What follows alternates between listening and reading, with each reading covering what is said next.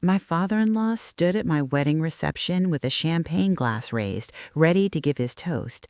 I smiled, thinking he'd finally accepted me. Then he opened his mouth and said the cruelest thing anyone's ever said to me. But what he didn't know? I was about to destroy him. Before I tell you how I made him regret every word, hit that like button and subscribe, because this story gets wild. Let me take you back to where it all started. My name is Bianca Thompson, and I'm a corporate lawyer. I grew up in a working-class neighborhood where my single mom worked 2 jobs to keep a roof over our heads. I put myself through college, then law school, grinding every single day to build something from nothing. By 28, I'd made senior associate at one of the top law firms in the city. I was proud of who I'd become, and I never forgot where I came from. Then I met Derek Hamilton.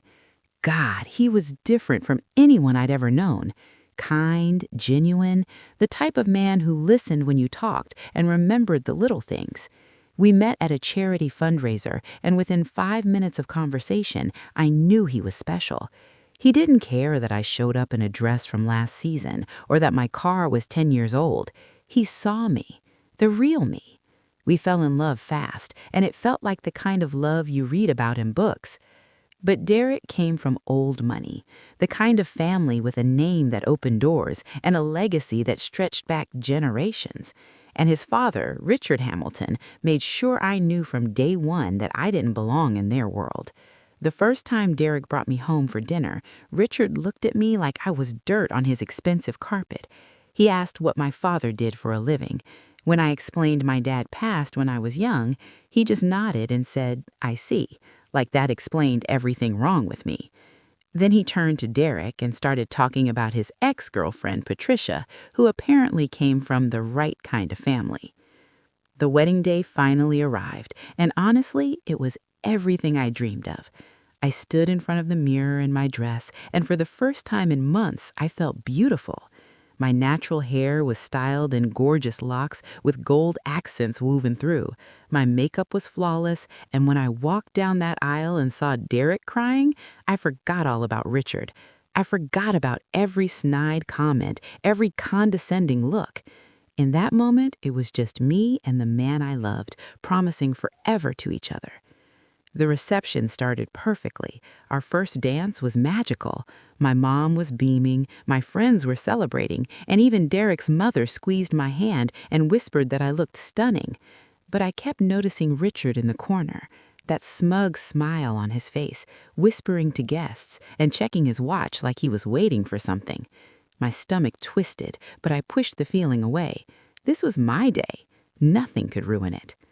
Then came the toasts. Derek's best friend went first, making everyone laugh and cry. My maid of honor spoke about our friendship and had the whole room tearing up. Then Richard stood up, champagne glass in hand, and the room fell silent. He started off smooth, talking about Derek as a boy, sharing cute stories that had people chuckling. I actually started to relax. Maybe he'd finally come around. Maybe he'd decided to accept me. But then his tone shifted. He made a joke about how surprised he was that Derek chose someone so different from what the family expected. The room got uncomfortable. He kept going, making comments about my background, about how I must have really impressed Derek to make him overlook our differences. He actually said the words, "overcome the odds," like I was some charity case Derek had rescued. Then he pulled out his phone and put photos on the venue screen behind him. Pictures of Derek's ex-girlfriend, Patricia, beautiful vacation shots, family gatherings, her in designer everything.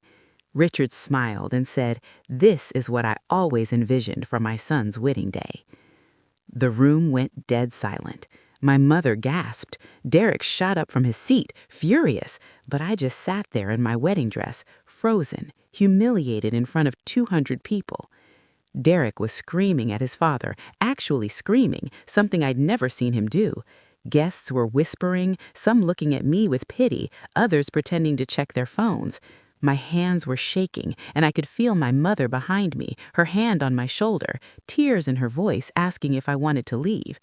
Richard just stood there with that satisfied smirk, like he'd finally won, like he'd proven I didn't belong.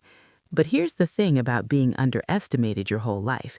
You learn to stay calm when everyone expects you to break. I stood up slowly, smoothed down my dress, and walked toward the microphone. Richard actually chuckled, like whatever I was about to say would be pathetic. Derek tried to stop me, but I gently moved his hand away. I needed this. I took the microphone, and my voice came out steady, stronger than I felt inside. Thank you, Richard, for that incredibly revealing toast. I mean that sincerely, because now everyone here gets to see exactly who you are. The room was so quiet you could hear people breathing. I have something to share, too.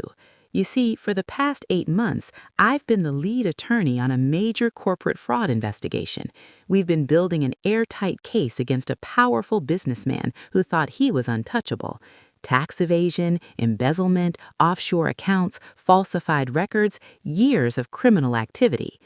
I pulled out my phone and connected it to the screen behind me. Richard's face started changing. The smug smile faded. The target of this investigation, Richard Hamilton. You. The evidence flashed on the screen. Bank statements showing millions hidden in the Cayman Islands, forged documents, email chains discussing how to hide money from the IRS. Every single piece of evidence we'd gathered over months of investigation, right there for everyone to see. Richard's face went from tan to gray in seconds. Guests started pulling out their phones, recording everything. Derek stood there, shocked, his mouth open, looking between me and his father. Richard lunged forward, trying to grab the microphone from me. "You lying bitch! This is fake! She's making this up!" Security grabbed him, but he kept screaming, "I'll destroy you! You'll never work again! I'll sue you for everything!" I looked him dead in the eyes and said calmly, "Actually, Richard, you won't do anything because the FBI is already outside." Right on cue, federal agents walked through the reception doors. I'd coordinated the timing perfectly. Richard's screaming stopped mid-sentence when he saw them, badges out, walking straight towards him. His lawyer instincts kicked in, and he started backpedaling, literally stumbling backward into a table. "This is a mistake. You can't do this here. Not at my son's wedding." But they absolutely could, and they did. The lead agent read him his rights right there in front of everyone. 200 guests watching with their phones out as Richard Hamilton, the man who'd spent decades looking down on people, got handcuffed at his own son's wedding reception. He was still trying to maintain dignity, standing up straight, but his hands were shaking. He looked at me one last time, and I saw something I'd never seen before. Fear. Real, genuine fear. Derek's mother, Charlotte, walked up to me as they led Richard away. I expected anger, blame, maybe even hatred. Instead, she hugged me, actually hugged me tight and whispered, "Thank you." She was crying, but they weren't sad tears. I've known for years what he was, what he did, how he treated people. I was too scared to leave, too conditioned to speak up. But watching you stand up to him just now, watching you refuse to be broken, you gave me courage. She pulled back and looked me in the eyes. "I'm filing for divorce tonight. I'm done being his victim." Derek's siblings surrounded us, all of them apologizing, telling me they'd had no idea about the investigation, but they'd always known their father was cruel. His younger sister was crying, saying she wished she'd defended me more. The family I thought would turn against me was actually rallying around me, finally free from Richard's control. Meanwhile, my phone started blowing up. News alerts. Prominent businessman arrested at son's wedding reception. Corporate giant faces federal fraud charges. The story was everywhere within an hour. Richard's company's stock was already plummeting.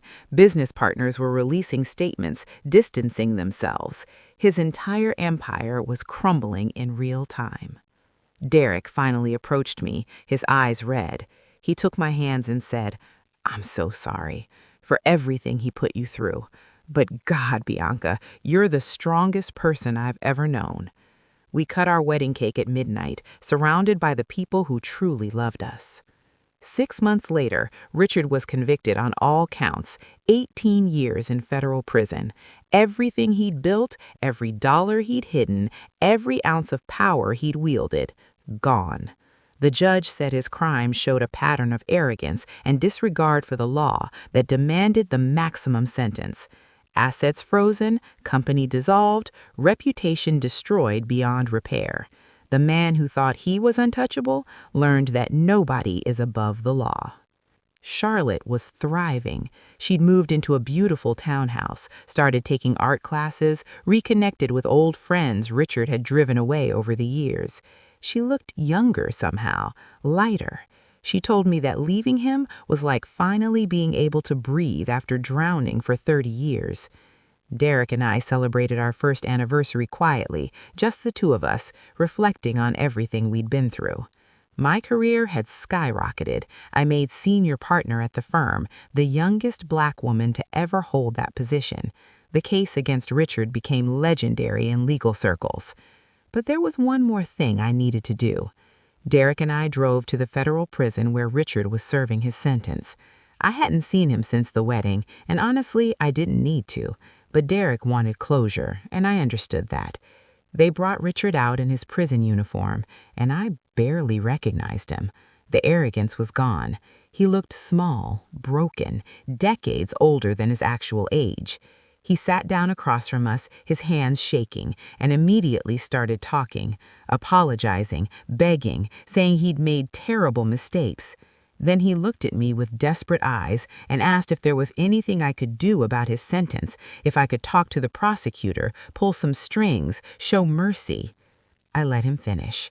Then I leaned forward and spoke clearly.